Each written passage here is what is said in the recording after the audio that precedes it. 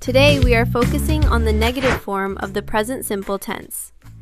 So, in this lesson, you will clearly understand how to form it, when to use it, and how to avoid common mistakes. First, let's understand the purpose of the present simple negative. We use this form when we want to say that something does not happen, is not true, or is not a habit. In other words, it shows the absence of an action. For example, I do not drink coffee. She does not work on Sundays. As you can see, the action is not happening. Therefore, we use the negative form. Now, let's look at the structure. The present simple negative uses do not or does not. After that, we always use the base form of the verb. Here is the structure: subject plus do not or does not plus base verb. For example, I do not like spicy food. He does not watch TV at night. Importantly, the main verb never changes. Even with he, she, or it, the verb stays in its base form.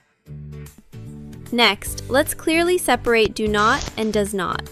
We use do not with I, you, we, and they. For example, they do not understand the lesson. On the other hand, we use does not with he, she, and it. For example, she does not need help. Although this rule is simple, learners often forget it. Therefore, always check the subject first. In spoken English, contractions are very common. Because of that, it is important to recognize them. Do not, don't, does not, doesn't. For example, I don't eat fast food. He doesn't live near here. These contractions sound more natural. However, in formal writing, the full form is often preferred. Now, this is one of the most common mistakes. In positive sentences, we add s for he, she, and it. However, in negative sentences, we do not add s to the main verb. Therefore, the main verb stays in its base form. Now, let's talk about usage.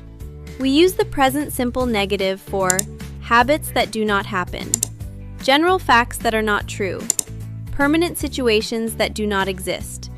For example, I don't wake up early on weekends. He doesn't speak French.